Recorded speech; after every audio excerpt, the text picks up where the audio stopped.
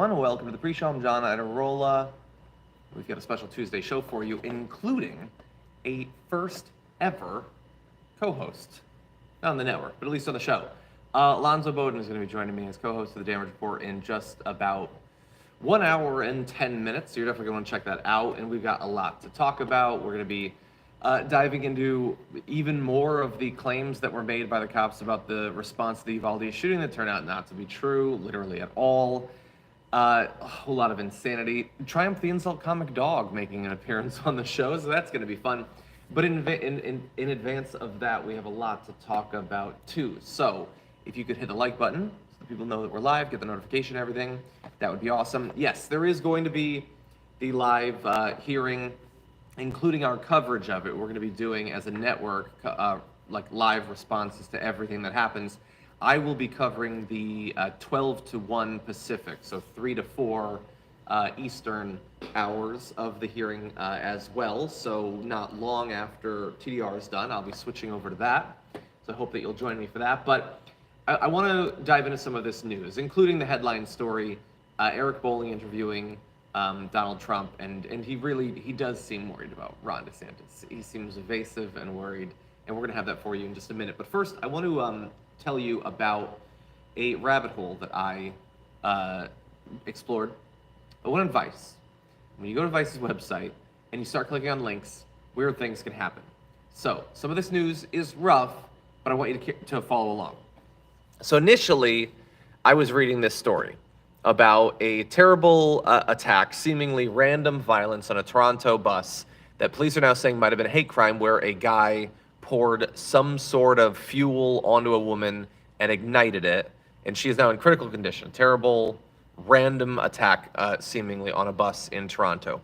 So I saw on the sidebar of that, I don't know if it's still there, it might be, it might not be, I saw another news story that I had to click on. So I went over to this, and it was that Japan's high court has upheld the country's ban on same-sex marriage, saying that the union should be between men and women. Basically, the argument that they're making is exactly the same as you've heard from conservatives for a very long time here. And that is, of course, disappointing news. It's 2022. Seriously, catch up with the times. And there maybe it's because it's about Japan. I don't know. But on Vice, that can lead you to a weird thing, because from there, I saw this and clicked over to it. Again, news about Japan. Sorry, my computer is having some serious issues. It is a headline saying that they are banning ponytails because they believe that they will sexually excite men. The idea is that girls in Japanese schools cannot wear ponytails because they do not believe that the men, either the students or the teachers around them, can handle it. Apparently my computer can't even handle it. There we go.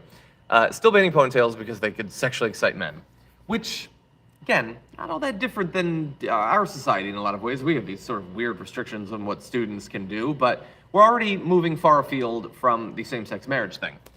So then, from there, it leads me over to, let's see if it'll do this, that apparently now the algorithm on Vice is focused on Japanese schools, that they apparently have not only regulations on what sort of hair you can have, and of course what sort of clothing you can have, but that they have specific rules for the underwear you can wear, which I shouldn't have to point out is not visible. You can't see that the students are wearing it or not wearing it, but apparently parents are mad at it. You have to, in many of these, wear white underwear, which is a really weird thing for the school to care about, let alone enforce. And enforce, they apparently do, at least at some schools. It says that parents are frustrated by the fact that teachers will check the underwear. And in some cases, to figure out if a young girl needs to start wearing like a training bra, they will check her breast size. Don't think they should be doing that. But that's not the place that this rabbit hole ended. The rabbit hole ended here. People in Japan are buying air fresheners that smell like high school girls. Quote, the smell when you give a ride to a high school girl in the passenger seat. Now that is by far the least important of these stories, particularly because that's just some weirdo who's selling those. that isn't actually like government policy or school policy. It's not going to affect nearly as many people. But it is weird. And so it's not really about Japan being weird. There's weird people in every country. It's about Vice being weird. Why is Vice so weird? Why is that an article? I don't know. Anyway, I saw that I missed a super chat. Apologies. Let me check that before we move on to other news. Tony Spurgeon says, if they get Pence to testify, will that make a difference? Conceivably. I mean, getting him to talk about, the threats against his life could be powerful, but he wants to run for president, so he's not going to do anything that he thinks is going to hurt that effort too much. And doing something that really hurts Trump could conceivably hurt that effort.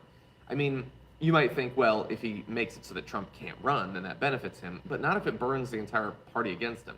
A party that's never going to support him anyway, but I'm talking about the calculations that he's probably doing.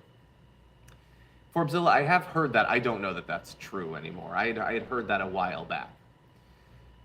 Okay, why don't we jump into our headline story while we still have time? Sometimes I wait too long for that. So we're going to jump into Eric Bolling interviewing Donald Trump. There's a couple funny things in this, including the stuff about Ron DeSantis.